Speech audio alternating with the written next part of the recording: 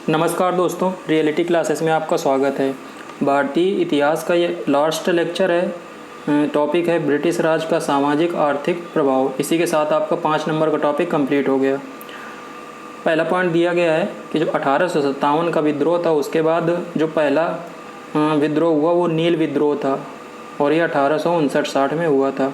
Note दिया गया है कि राजकुमार शुक्ल के कहने पर गांधी जी चंपारण गए थे और वहाँ पे चंपारण सत्याग्रह स्टार्ट किया। तो गांधी जी का पहला सत्याग्रह चंपारण सत्याग्रह था जो 1917 में हुआ था। इनके सभी जो सत्याग्रह थे गांधी जी के, वो ईयर और उनका क्रम बहुत ही इम्पोर्टेंट है। और ये भी क्वेश्चन आ चुका है कि किनके कहने पर गांधी जी चंपारण गए थे, तो वो थे राजकुमार शुक्ल।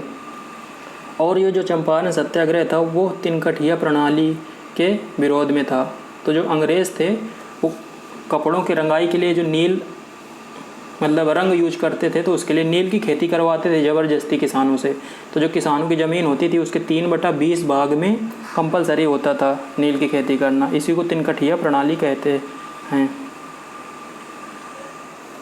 अगला विद्रोह है वो है सन्यासी विद्रोह।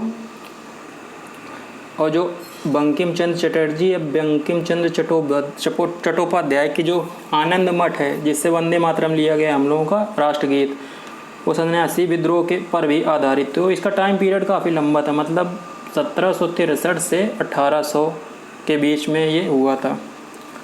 अगला विद्रोह है वो है कूका विद्रोह। ये पंजाब में हुआ था, ये 1840 में हुआ था। इसको लीड किसने किया था?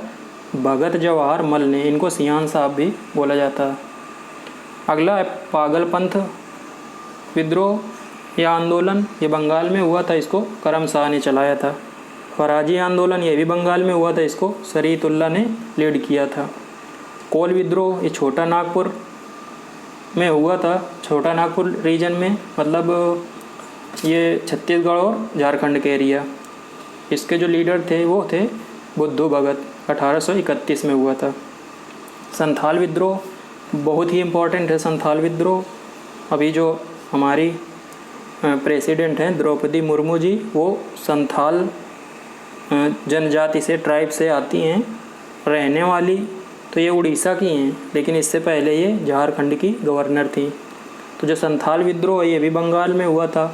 जो इसके लीडर थे वो थे सिद्धू और कान्हू। ये 1855 में हुआ था। मुंडा विद्रोह ये भी काफ़ी इम्पोर्टेंट है। इसको ये उलन गुलन भी बोलते हैं। ये झारखंड में हुआ था और इसमें जो लीड किया था वो थे बिरसा मुंडा, और इन्होंने अपने आप को भगवान का दूत कहा।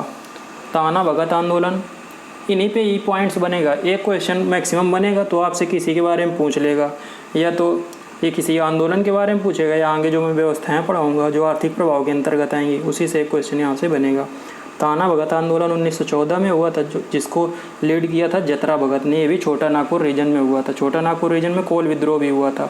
मोपला विद्रोह काफ़ी इंपॉर्टेंट है। ये मालाबार तट, जो ये केरल का तट है, इसको बोलते हैं। इसमें हुआ था 1921 में।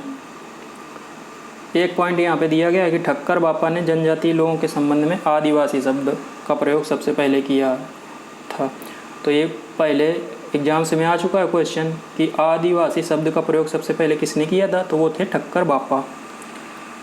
अब हम लोग भू राजस्व व्यवस्था देखेंगे अंग्रेजों के टाइम में कैसी थी। तो उसमें सबसे पहले देखते हैं स्थायी या इस्तेमरारी व्यवस्था। उसको इंग्लिश में परमानेंट सेटलमेंट बोलते हैं, जो कॉर्नवालिस द्वारा 1793 में लाई गई थी। और ईयर इसमें पूछ लेते हैं किसके द्वारा लाई गई थी, और पूछ लेते हैं कि किस एरिया में लागू थी। तो बंगाल, बिहार, उड़ीसा, उत्तर प्रदेश, बनारस और उत्तरी कर्नाटक में लागू थी।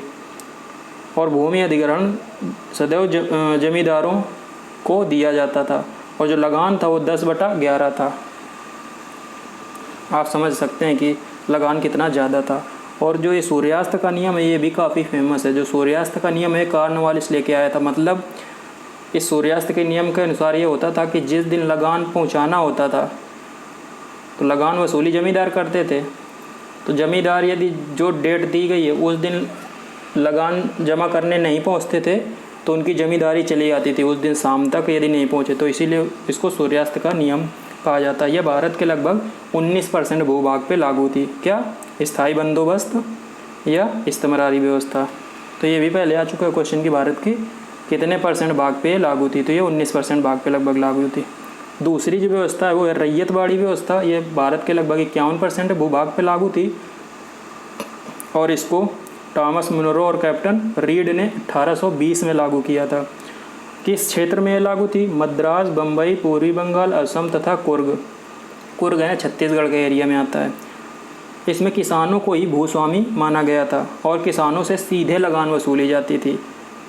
जो स्थायी बंदोबस्त था उसमें लगान वसूल करते, जो अंग्रेज़ थे वो जमींदारों के थ्रू लगान वसूल करते थे, लेकिन रैयतवाड़ी व्यवस्था में किसानों से डायरेक्ट लगान वसूली जाती थी और ये सर्वप्रथम तमिलनाडु के 12 महल से शुरू हुई थी। तीसरी जो व्यवस्था थी वो थी महालवाड़ी व्यवस्था। उसमें पूरे महाल से लगान वसूल किया जाता था। जो महाल का मतलब उस समय होता था ग्राम या जागीर। तो ये कहाँ पे लागू थी? उत्तर प्रदेश, मध्य प्रांत और पंजाब। मध्य प्रदेश प्रांत मतलब मध्य प्रदेश का एरिया आप समझ सकते हैं, और पंजाब में लागू थी और ये लगभग भारत के 30% हिस्से पे लागू थी। और जो महालवाड़ी व्यवस्था है इसको मैकेंजी ने लागू किया था। यहाँ पे लिखा नहीं है, आप लिख सकते हैं कि मैकेंजी ने इसको लागू किया था। तो आर्थिक प्रभाव के अंतर्गत ही हम लोग दादा भाई नौरोजी को देखते हैं।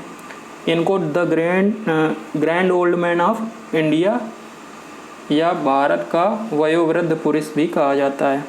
इनकी काफ़ी फेमस बुक है poverty and un British rule in India. इसका मतलब ये है कि जो भारत में गरीबी थी और भारत में जो अन ब्रिटिश रूल, उन्होंने जो इंडिया में जो शासन चल रहा था उसको अन ब्रिटिश बोला कि जो ब्रिटेन में शासन चल रहा हुआ ऐसा इंडिया में नहीं चल रहा है, इसलिए उन्होंने अन ब्रिटिश शब्द यूज किया। और इन्होंने ड्रेन थ्योरी दी। ड्रेन थ्योरी को बोलते हैं अधोनिस्यंदन सिद्धांत। मतलब कि जो अंग्रेज हैं वो यहाँ से धन वसूल के बिल्कुल जो भारत है उसकी जो आर्थिक स्थिति है बहुत ख़राब कर दे रहे हैं। इन्होंने 1865 में व्योमेश चंद्र बनर्जी, आप बताइए कि व्योमेश चंद्र बनर्जी के बारे में आपने कहाँ पे सुना है? बहुत ही इम्पोर्टेंट पर्सनैलिटी रहे हैं ये। इनके साथ मिलकर दादा भाई नौरोजी ने लंदन इंडिया सोसाइटी का गठन किया और 1882 में लिबरल पार्टी के टिकट पर ब्रिटिश हाउस ऑफ कॉमन्स के लिए चुने जाने वाले पहले भारतीय बने। ये भी क्वेश्चन पहले आ चुका है कि ब्रिटिश पार्लियामेंट में चुने जाने वाले पहले भारतीय कौन थे? तो वो थे दादा भाई नौरोजी और लिबरल पार्टी के टिकट पे 1892 में चुने गए थे। इनकी और कुछ पुस्तकें आपको याद रखनी हैं। England debt to India, the wants and means of India, on the comments of India और रास्त गोफ्तार।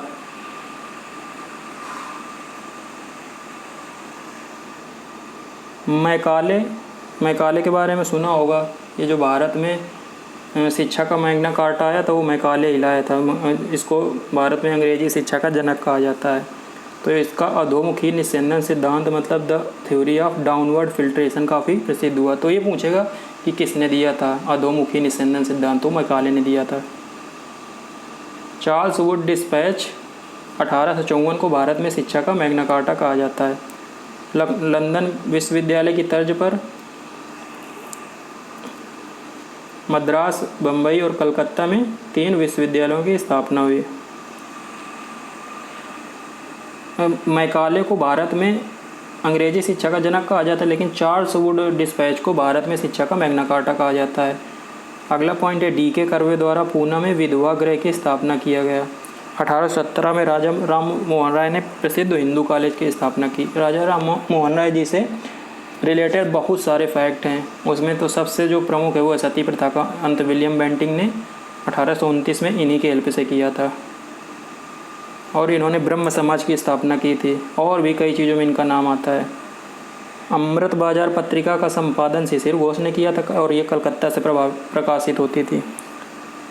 बाल गंगाधर तिलक के जो 2 पत्रिकाएं थी वो आपको याद रखना है। मराठा है वो इंग्लिश में थी और जो केसरी थी वो मराठा में थी।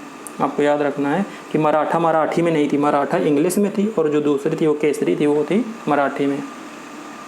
और यह पत्रकारिता के लिए सजा पाने वाले पहले भारतीय बने और इन्होंने अपने अगेंस्ट वो मानहानि का मुकदमा भी लड़ने के लिए इंग्लैंड चले गए थे और इसके चक्कर में इन्होंने अपना काफ़ी टाइम भी ख़राब किया था। बांग्ला साप्ताहिक मतलब सप्ताह में एक बार जो प्रकाशित होती थी, और सोम प्रकाश पत्रिका का प्रकाशन ईश्वरचंद्र विद्यासागर जी ने किया।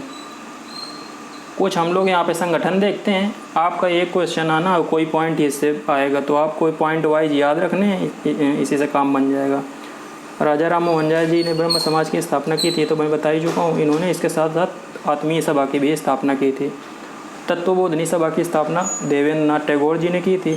काफ़ी इंपॉर्टेंट है ये वाला कि प्रार्थना समाज की स्थापना आत्माराम पंडुरंग ने की थी। अगला आर्य समाज की स्थापना 1875 में बम्बई में दयानंद सरस्वती जी ने की थी। ये सामाजिक प्रभाव के अंतर्गत आता है कि वहाँ पे कौन कौन से संगठन भारत में अंग्रेजी शासन के अंतर्गत बने। आर्य समाज तो दयानंद सरस्वती जी ने बनाया था 1875 में बम्बई में। सब कुछ इम्पोर्टेंट है, ईयर और कहाँ पे। और इनकी एक फेमस बुक है सत्यार्थ प्रकाश, वो भी बार के एग्जाम में पूछी गई है। आदि ब्रह्म समाज के जो संस्थापक थे वो थे राजा राम मोहन राय, लेकिन आदि ब्रह्म समाज के संस्थापक थे देवेंद्र नाथ टैगोर। इनका नाम पहले ऊपर आ चुका है। रामकृष्ण मिशन पता ही होगा आपको, स्वामी विवेकानंद जी ने के गुरु थे, तो रामकृष्ण मिशन की स्थापना उन्हीं के नाम पे की थी, स्वामी विवेकानंद जी ने। पूना सार्वजनिक सभा की स्थापना MG राणाले जी ने की थी। अल हिलाल जो पत्र था, इसके पत्रिका थी, उसके संपादक थे अबुल कलाम आज़ाद। ये आज़ाद भारत के पहले शिक्षा मंत्री थे, एजुकेशन मिनिस्टर।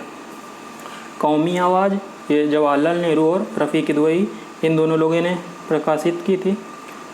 हिंदू विधवा पुनर्विवाह कानून 1856 में ईश्वरचंद्र विद्यासागर के प्रयासों से पास हुआ था। इसके बारे में मैं पहले बता चुका हूँ इसके पहले वाले वीडियो में। नेटिव मैरिज एक्ट 1872 में आया, इसको शारदा एक्ट भी बोलते हैं। और इसके अकॉर्डिंग जो लड़कियों के विवाह की न्यूनतम उम्र थी वो 14 वर्ष और लड़कों की 18 वर्ष डिक्लेयर हुई। काफ़ी मोस्ट इम्पॉर्टेंट है नेटिव मैरिज एक्ट, क्योंकि शारदा एक्ट के नाम से भी आता है। 1872 में आया था और जो एज थी वो 14 वर्ष और 18 वर्ष थी। 2 पत्रिकाएं और आपको याद रखनी है। जो प्रताप पत्रिका का संपादन कानपुर से गणेश शंकर विद्यार्थी जी करते थे, और जो बॉम्बे क्रॉनिकल था उसका प्रकाशन फिरोज शाह मेहता करते थे। ज़्यादा बड़ा टॉपिक नहीं है, और आपके 13 टॉपिक दिए गए हिस्ट्री में, उससे 5 नंबर आने हैं। तो उसके लिए जितना टाइम है उस हिसाब से आपको इतना ही पढ़ने की ज़रूरत है। केवल आप थोड़े इस पे बेस्ड क्वेश्चन कर सकते हैं प्रीवियस ईयर में जो आए हुए हैं। आपको कहीं पे डाउट होता है तो आप कमेंट करके पूछ सकते हैं। धन्यवाद।